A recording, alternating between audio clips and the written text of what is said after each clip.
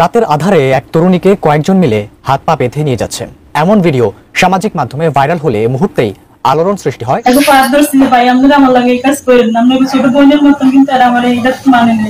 যেইভাবে আমার সিঁড়ি দিয়ে উলঙ্গ অবস্থায় নিয়ে গেছে এখানে আবার দর্শক শ্রোতা, হাত পা বেঁধে তারপর এক তরুণীকে ধর্ষণ, এই দিকে এবার ছাত্র দল এক নেতাকে কঠিন ধোলাই দিয়ে গ্রেফতার।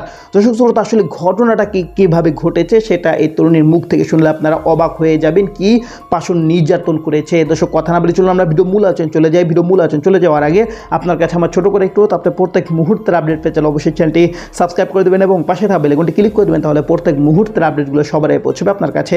দর্শক, কথা না বলে চলুন আসলে ঘটনাটি তাহলে বিস্তারিত দেখে আসি।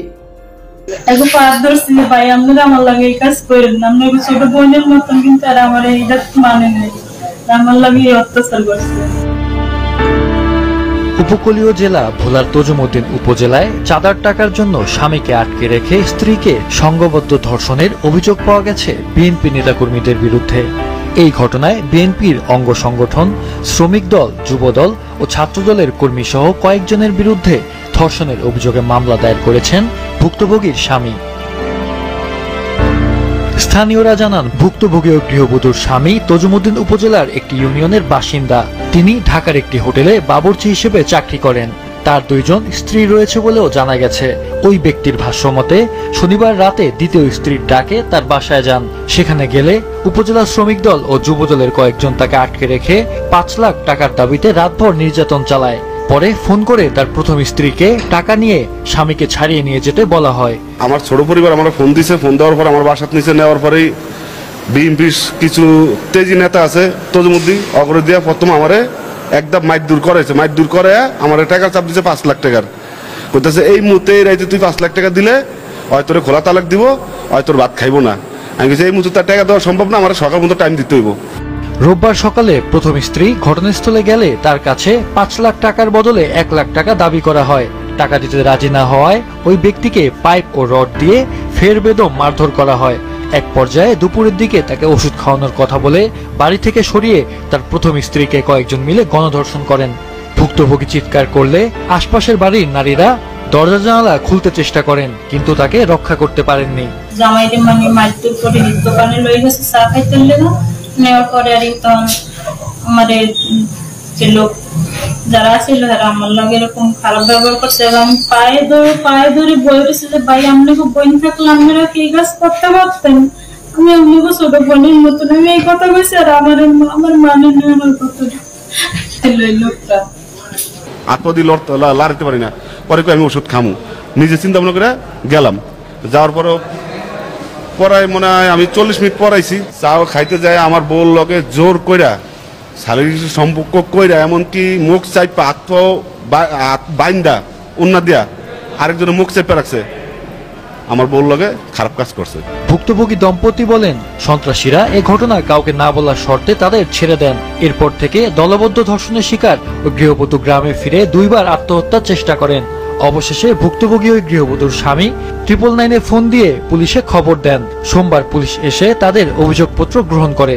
তুই লঞ্চ উঠবি তাও তোর কলিজাটা লগে থাকবো না, আর তোর বাপ মা যে বাড়িতে থাকবো তাও তোর সুযোগ থাকবো না। তখন আমি মুচিবাড়ি কোনাতে বৈশা নিজেটা নিজেই ত্রিপলের ফোন দিয়া আইন না আমি থানাত গেছি। সুস্থ একটা বিচার চাই, সুস্থ একটা বিচার। যে আসামি কি হলো আমার সাথে এরকম করছে, আমার পরিবার লগে এরকম করছে। সোমবার রাতে ভুক্তভোগী ওই গৃহবধূর মেডিকেল পরীক্ষা শেষে ভোলা জেনারেল হাসপাতালে ভর্তি করা হয়। এ সময় তিনি অভিযুক্ত আসামিদের শাস্তি দাবি করেন। বিচারটা চাইতেছি না, যারা আমার উপরে অত্যাচার করছে তাদের আমি এটা সঠিক বিচার চাই। এই ঘটনায় অভিযুক্ত তজুমুদ্দিন উপজেলা শ্রমিক দলের যুগ্ম সম্পাদক ফরিদ উদ্দিনকে আজীবনের জন্য বহিষ্কার করা হয়েছে। তবে যুবদল কর্মী আলাউদ্দিনের ব্যাপারে কোনো খবর পাওয়া যায়নি। পাশাপাশি তজুমুদ্দিন ডিগ্রি কলেজ ছাত্র দলের আহ্বায়ক মোহাম্মদ রাসেল ও যুগ্ম আহ্বায়ক জয়নাল আবেদিন সজীবকেও সাংগঠনিক পদ থেকে অব্যাহতি দেওয়া হয়েছে। নির্যাতন ও ধর্ষণের ঘটনার প্রতিবাদে মঙ্গলবার বিকেলে তজুমুদ্দিনে মানববন্ধন করেছে বিএনপি ও তার অঙ্গ সংগঠনগুলো। আমার জয়েন্ট সেক্রেটারি মোহাম্মদ ফরিদ এই ঘটনার সাথে সংশ্লিষ্ট যখন সংবাদ পেলাম, সাথে সাথে জেলা শ্রমিক দলের সাথে তজুমুদ্দিন উপজেলা বিএনপির সাথে যোগাযোগ করে দ্রুত তাকে গত পরশু ঘটনা গতকালই সকল কিছু সবার সাথে যোগাযোগ করে জেলার সাথে উপজেলার সাথে যোগাযোগ করে সাথে সাথে তাকে বহিষ্কার করলাম।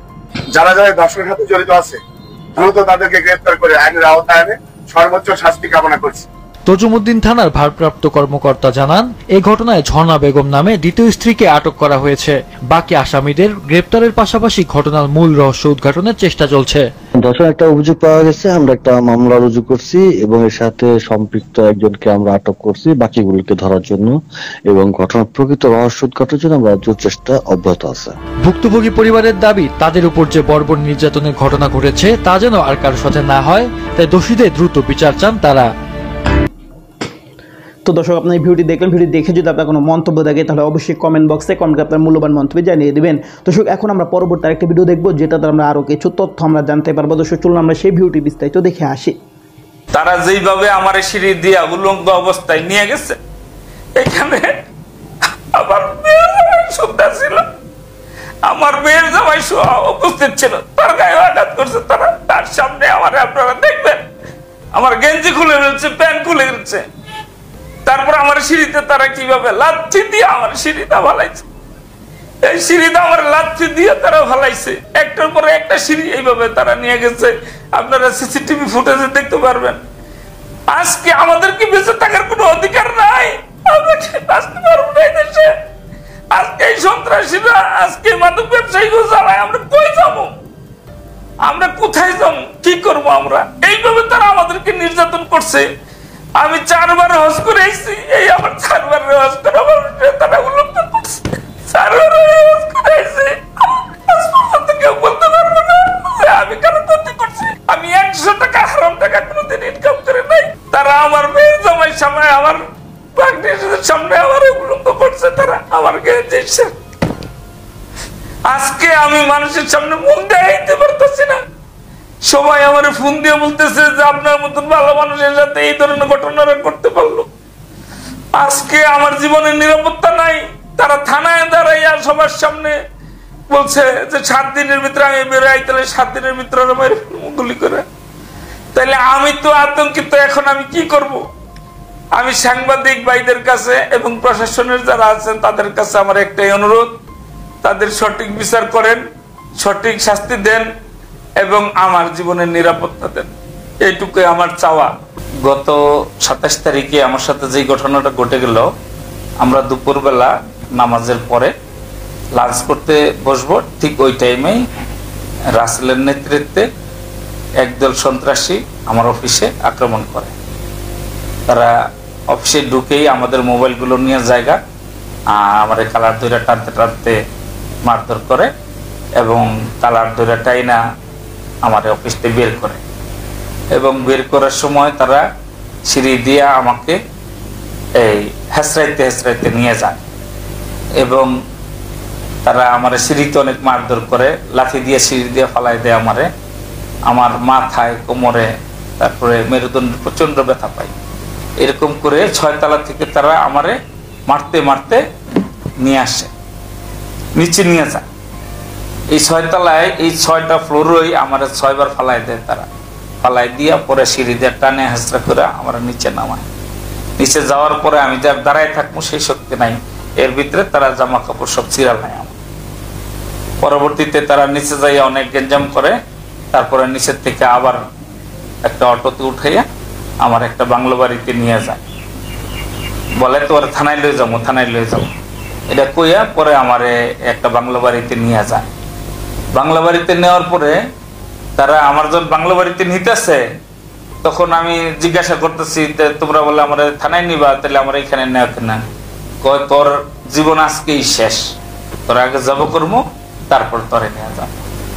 পরে যখন বাংলায় ঢুকছি, বাংলায় ঢুকার সাথে সাথেই 2-3 জন ভিতর থেকে বারোয়া তারা আমার অনেক মারধর করে।